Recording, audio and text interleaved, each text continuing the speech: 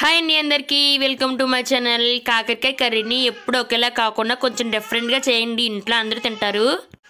కాకరకాయ హెల్త్ చాలా మంచిది కాబట్టి అందరూ తినొచ్చు. చేసుకోవాలి లేదంటే కొంచెం మనకి చేదనేది కాకరకాయలు తీసుకొని మంచిగా వాష్ చేసుకోవాలి. కాకరకాయ మంచిది పైన ఉండడం వల్ల చాలా మంది తినడానికి కదా ఇష్టపడరు. ఎలా చేశారంటే చేదనేది లేకుండా కర్రీ చాలా బాగుంటుంది. ఇలా మొత్తం కాకరకాయలన్నింటికి పైన ఉన్న గొరికలాంటిది మొత్తం తీసేసుకొని కాకరకాయని కట్ చేసుకొని లోపల సీడ్స్ ఉంటాయి కదా అవి సీడ్స్ తీసేసుకోవాలి. మీ ఇష్టం కాకరకాయని ఎలా కట్ చేసుకున్నా పర్వాలేదు. చిన్న చిన్న రౌండ్గా కట్ చేసుకున్నా పర్వాలేదు, లేదంటే కాకరకాయని 2 పార్ట్స్ కింద కట్ చేసుకున్నా పర్వాలేదు. గుత్తి వంకాయ కర్రీ అంటే చాలా మందికి ఇష్టం, చాలా బాగుంటుంది. కాబట్టి కాకరకాయతో కూడా గుత్తి వంకాయ లాగే స్టఫింగ్ పెట్టి చేసుకుంటే ఇంకా బాగుంటుంది. కాకరకాయలన్నీ ఇలా శుభ్రంగా కట్ చేసుకొని లోపల ఉన్న సీడ్స్ మొత్తాన్ని తీసుకొని సీడ్స్ అన్నీ ఒక బౌల్లో వేసుకోవాలి. ఈ సీడ్స్ కూడా మనకి యూజ్ అవుతాయి. ఇప్పుడు ఒక బౌల్ తీసుకొని కాకరకాయల్ని ఆ బౌల్లో వేసుకొని కొంచెం సాల్ట్ కొంచెం ఉప్పు వేసుకొని బాగా కలుపుకొని పక్కన పెట్టుకోవాలి. ఇలా సాల్ట్ పసుపు కలుపుకొని మనం పక్కన పెట్టుకోవడం వల్ల కాకరకాయల నుంచి వాటర్ అనేది మనకి రిలీజ్ అవుతుంది.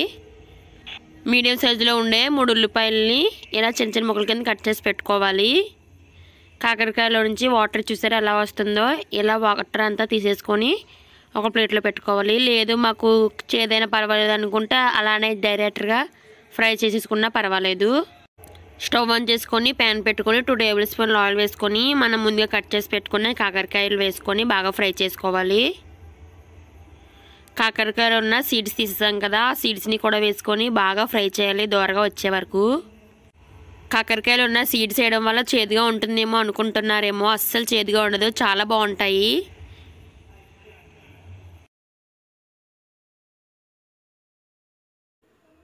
మీడియం ఫ్లేమ్లో పెట్టుకుంటూ కాకరకాయ పిక్కలు మనకి ఎర్రగా మంచి కలర్ వచ్చే వరకు బాగా ఫ్రై చేసుకోవాలి.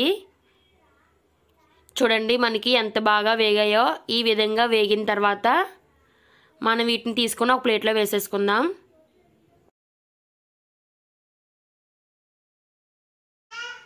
ప్యాన్ తీసుకొని 1 టేబుల్ స్పూన్ ఆయిల్ వేసుకొని కారానికి సరిపడగా మీరు ఎంత వేసుకుంటారో దానికి తగ్గట్టుగా ఎండుమిరపకాయలు, 1 టేబుల్ స్పూన్ జీలకర్ర, 1 టేబుల్ స్పూన్ ధనియాలు వేసుకొని బాగా ఫ్రై చేయాలి. మిరపకాయలు కొంచెం ఫ్రై అయిన తర్వాత మనం ముందుగా కట్ చేసి పెట్టుకున్న ఆనియన్స్ని కూడా వేసుకొని జస్ట్ ఒక 2 మినిట్స్ పాటు ఫ్రై చేస్తే సరిపోతుంది, ఎక్కువ ఫ్రై అవసరం లేదు.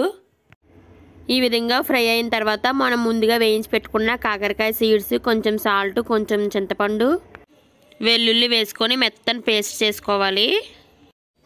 మనం గుత్తి వంకాయకి ఎలా అయితే మసాలా స్టఫింగ్ పెట్టుకుంటామో అలాగే కాకరకాయలకి మనం ముందుగానే వేయించి పెట్టుకున్న కాకరకాయలకి స్టఫింగ్ పెట్టుకోవాలి.